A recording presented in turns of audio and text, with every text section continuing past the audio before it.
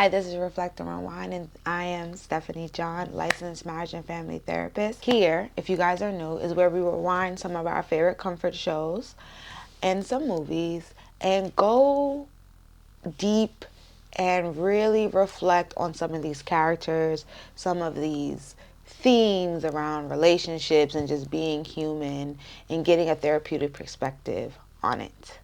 So, recently we've been covering Being Mary Jane, and we're almost done this season. We're at episode 7 for today. So, get your blankets, get comfortable, and let's reflect and rewind. Okay, so we have to start off with how this episode started off, which was crazy. So a lot of the things that we talked about in the last episode, I think is starting to come to light this particular episode. So straight off the top, we meet with Mary Jane and Andre inside of the home. He's feeling a little off, and basically Mary Jane pushes and is like, bro, like, what's going on with you? And he confronts her and says, like, hey, basically I found you hugging up on David at a gala through a friend. And very upset. She blows up at him, just like, are you kidding me? Right? And Andre says this particular thing. Serious, because I'm out here blowing my life up for you, that's all. Oh, for me? Yeah, for you. You're blowing your life up for me. And her reaction was also my reaction a bit, right? Like this idea that Andre once again says he's blown up his family for Mary Jane, right? And the truth is he should be blowing up his marriage because he doesn't want to be married, right? To the woman that he's married to, which goes back to this thought process of, has Andre slowed things down enough for himself to ask himself, why is he even doing this? Right? Like, is Mary Jane supposed to just be something or feel something or distract himself from something versus really confronting the things that he actually should be facing head on? Right? And in this, once again, we're seeing him place the blame on someone else for ultimately his decision. You're deciding to leave your wife, you should own that. And he doesn't, once again. And Mary Jane does challenge him on that thought. Not for me. You need to get that straight, brother. So even in this disagreement, you see him confront her. Well, I guess they're having this communication of Mary Jane not feeling like prioritized because ultimately he won't tell his kids. There's a lot of hesitation on him telling his kids, and rightfully so. Like, you're going to blow up their life by being honest as to what's going on. But Mary Jane, also rightfully so, is like, but when do we start to move things forward? Which is the question I had last episode, which was, is he giving her mixed signals as to how far along this relationship actually is because they decided to live together, you know? And he kind of throws it back into Mary Jane, like, don't say me not telling my kids, it gives you the right to kind of be hugged up on David.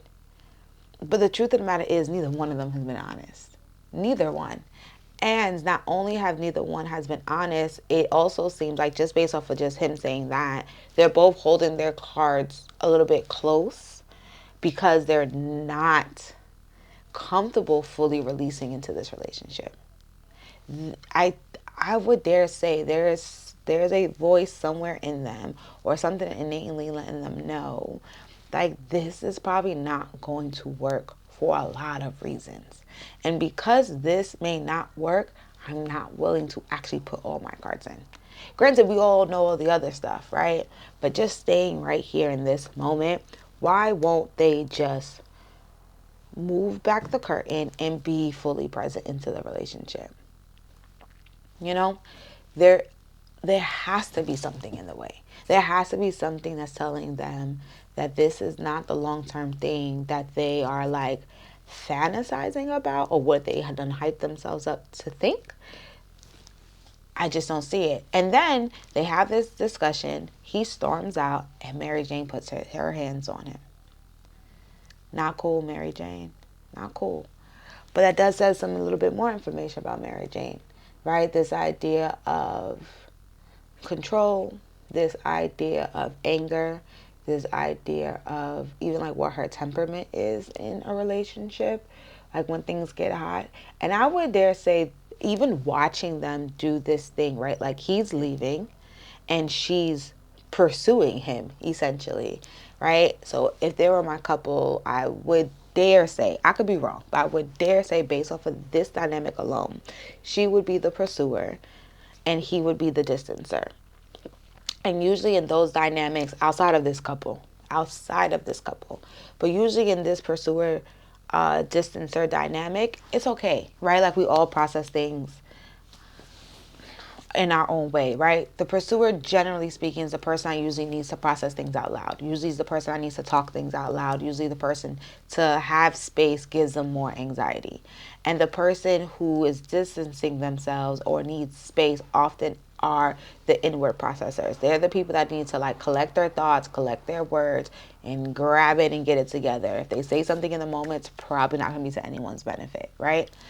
And that person usually is has a lot of anxiety to stay in the conversation. So they usually have to leave the conversation in order to maintain like some form of regulation.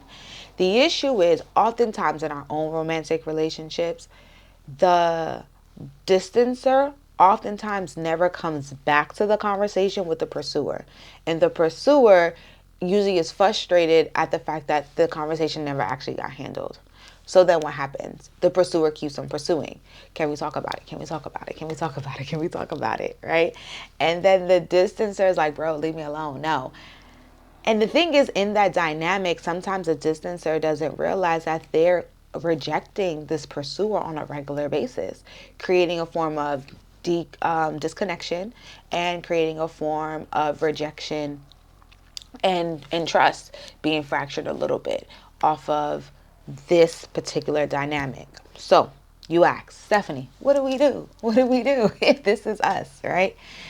In this case, I often suggest to couples, if it's comfortable with them, of course, do not do anything and it really doesn't feel like it's something that you can do or commit to or feel like it makes sense. Pursuer, I'll tell the couple this information, and oftentimes they're able to identify who they are on their own.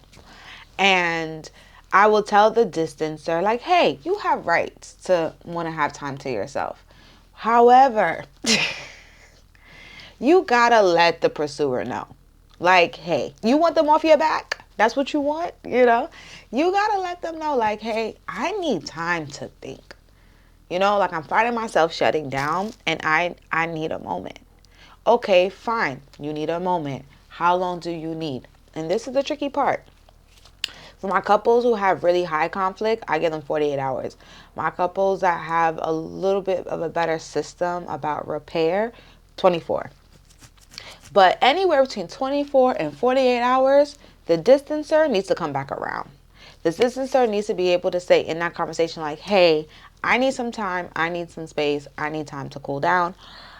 Can we have this conversation Thursday before we pick up the kids? Right? Thursday comes, the distancer goes, hey, are you ready to have that conversation later today like we planned? The pursuer says yes, ideally, and they have the conversation there. The reason why that dynamic tends to work is because the pursuer didn't have to continue pursuing someone and not get any feedback or get the thing getting pushed back. They were made aware of the time, the date, and the distancer was also the person to pick it back up, right? And oftentimes the anxiety for the distancer is the fact of not knowing, the unknown. Anxiety in general hates the unknown. So the fact that the distancer was able to address anxiety and say, hey, these are the plans, these are the steps, and we're saying that the distancer does the plans and the steps. Don't drop the ball, distancer. But if you do the plans and the steps, the outcome should be different. Leaps and bounds, maybe not, right? But it should be different. How we go into the conversation is going to be different. Now, when we think about the The pursuer, the question is like, okay, Stephanie, if I need to process things out loud, like what the heck am I supposed to do? I have the anxiety about not having the conversation. So there's a few things. With that person, I think about how can we move anxiety throughout or out of our bodies. There's a few ways we can do this. We can write, we can journal, we can be physical, we can go to the gym, we can work out, do a dance. My mic died, so I have to do this really quick and it's going to be a voiceover. I don't really remember what I said because it was a couple of days ago, but I'm going to say this. The pursuer at minimum, well, this is the next thing that the pursuer could do. The pursuer could talk to a friend. Now, when I say talk to a friend, I'm talking about someone that is rooting for you and your relationship. Keyword, and your relationship. If that person is rooting for you and your relationship and they don't want nothing but the best for you, and they understand that you two are at base level good people just trying to make this work, you can vent to them. You can get your words out. You can organize your thoughts. This is also a point where having a therapist would be helpful. Having a therapist, neutral party, someone who's confidential, that's able to say the things to you and give you some good tools to get back in there, or even sometimes even have a couple session if you want your partner to just drop in so y'all can figure this piece of the conversation out a bit. You can have the moment to vent. You can figure out the way to use your tools, organize your thoughts with your therapist, organize your thoughts with your friends, so that when you get back into the conversation, it should be more productive. And all else fails, if it is possible, because some people are able to do this, don't think about the discussion. Give it a breather. Take your mind off of it. Distract yourself if possible. But that's not always possible depending on what type of personalities we are, right? So, once again, the pursuer and the distancer can be who they are at their core. That's not the problem. However, the pursuer and the distancer needs to know how to manage their anxieties, regulate their emotions, and do their parts for each other so anxiety is not running amok, and that they're able to actually have a conducive conversation with each other and actually be more productive. Andre comes back into the house. He has a conversation with Mary Jane, and essentially they're both very apologetic.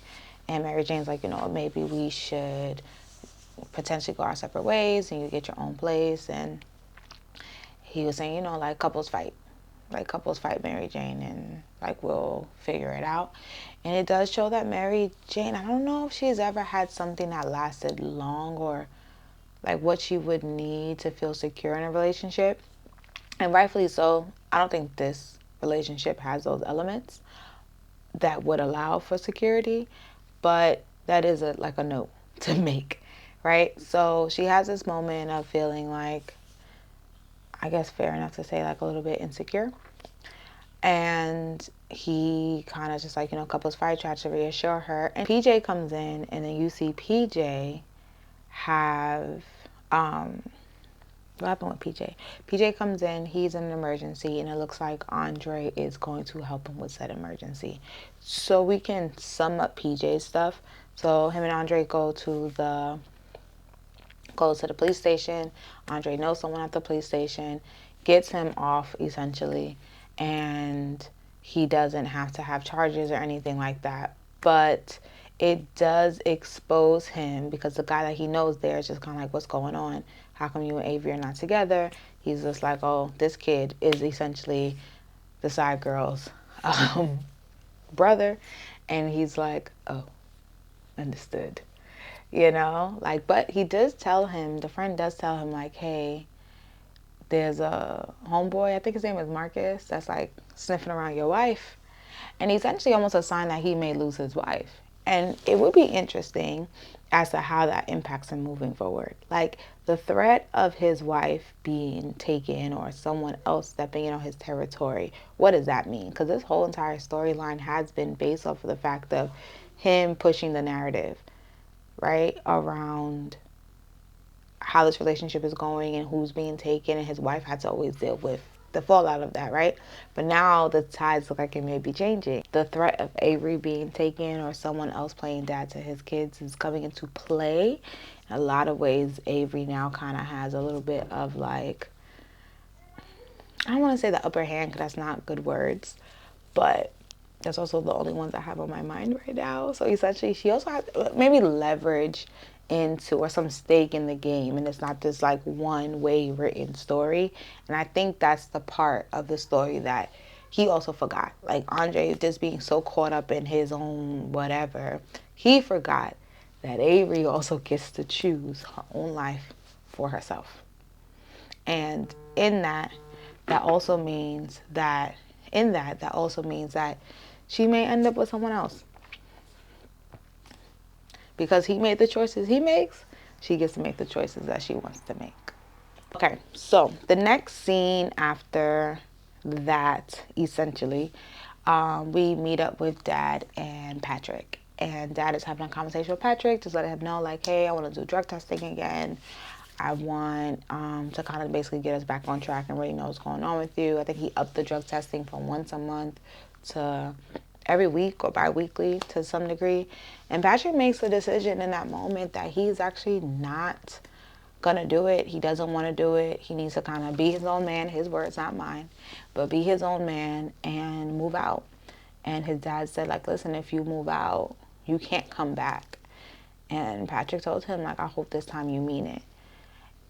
And they shook on it and they went forward. And it's interesting because I can imagine this be really hard for parents, right? Like, you want to make sure your kids are safe, but then at the same time, there's a violation of like trust that is happening.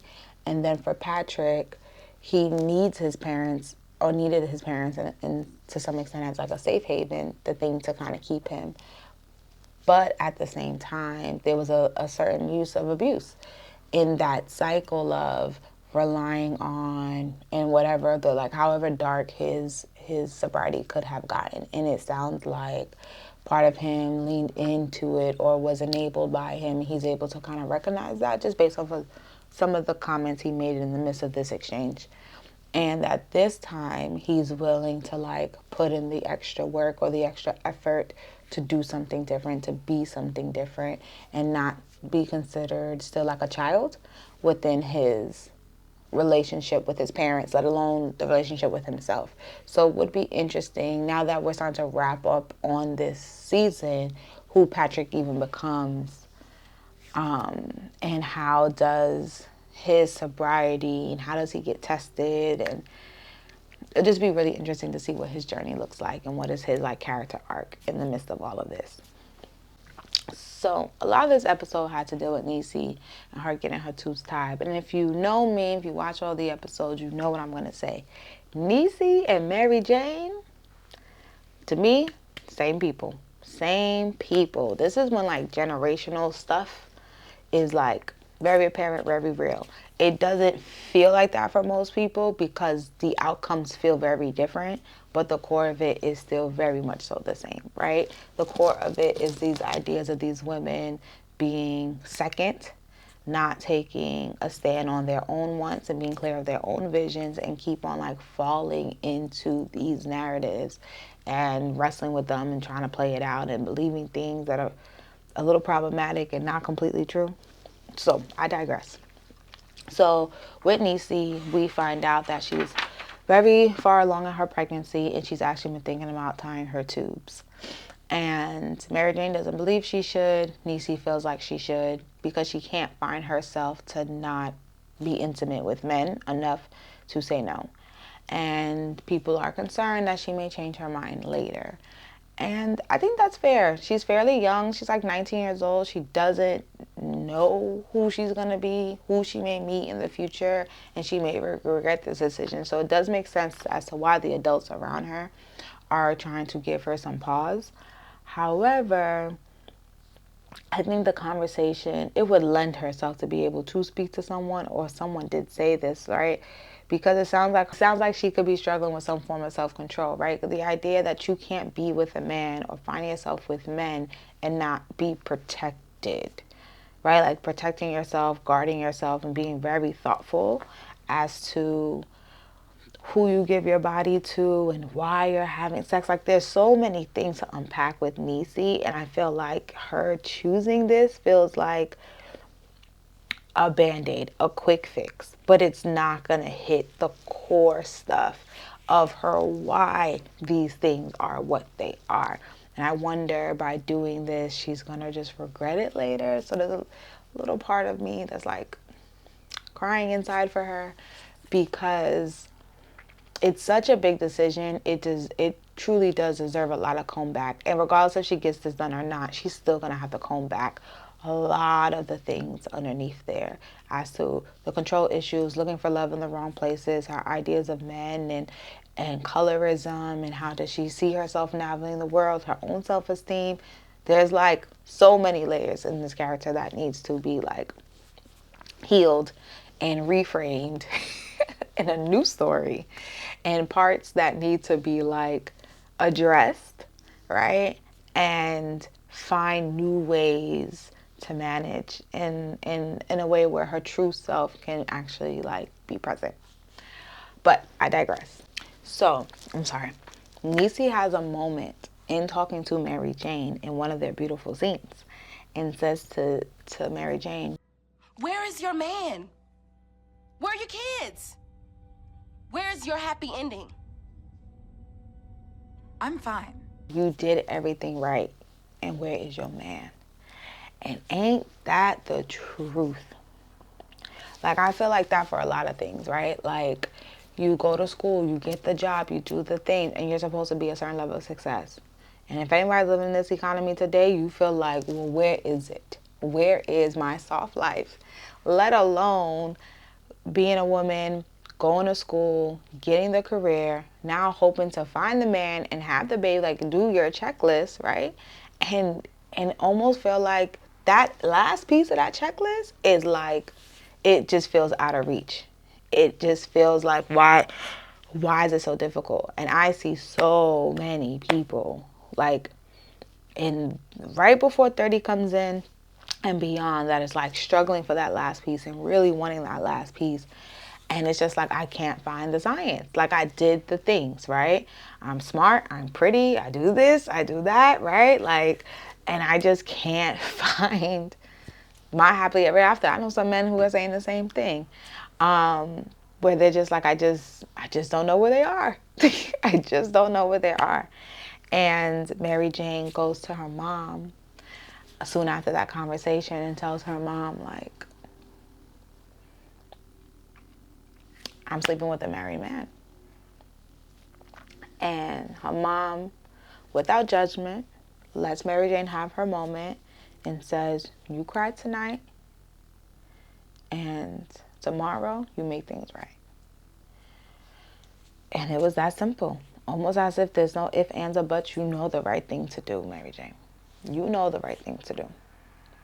And even in that moment that she had with mom kind of confessed about this disease just taking over a lot of room in the relationship, which lends her to have a conversation a little bit later with dad about it. And dad is essentially like, girl, I ain't scared of you. Because mom asked him straight up, like, are you having an affair with Miss So-and-so? And dad was just like, girl, no. You're right. Like, I'm all in with you. This is the family I chose. Like, you don't have to worry about that. And they got intimate. Intimacy was made. Why? Mom feels better. She was able to pull back the curtains. Her and dad were able to have an honest conversation about some of that unspoken stuff that was happening in that transitional period. And with that, intimacy was led. And then we'll see Mary Jane go home, talks to Andre, and basically says it's over. We should end things. Obviously, Andre was very confused because you just gave me a key to your house and now we're ending things. This feels like difficult. But for a hot second, she did double back a little bit, I guess, in the heat of the passion, almost getting back into old ways with him. And was like, you know what? No, no, no, no, no, no. Like, and I think the thing that was different this time is that the thing that was different was that I think she told her mom. She said it out loud. And I think sometimes saying the secret or the shaming thing out loud puts a different, it's in the light. It's in the light. And now you can't deny that thing. And in the lack of denial, it has to be addressed just innately. And she just couldn't double back. And she probably most effectively, we've seen her kick him out. They slept that night after their tussle and her about to giving in, like almost like their last night together. And then he left in the morning and went back home. So we'll see if he makes it work with his wife. Who knows? Also, I did forget this part. There was a part earlier in the scene where they were disagreeing, and he goes home. He goes home to tell the kids, and he couldn't do it. He couldn't do it. And maybe for good reasons, right? Because by the time we get to this part, it's clear, at least for Mary Jane, that she does need to end it. And maybe it was a time for both of them, like I said before. Like, they couldn't fully be vulnerable and pull the trigger because they knew this relationship didn't have good foundation. They didn't. So yeah, that's this episode of Reflect and Rewind. I hope it was a good watch. I hope I wasn't too confusing.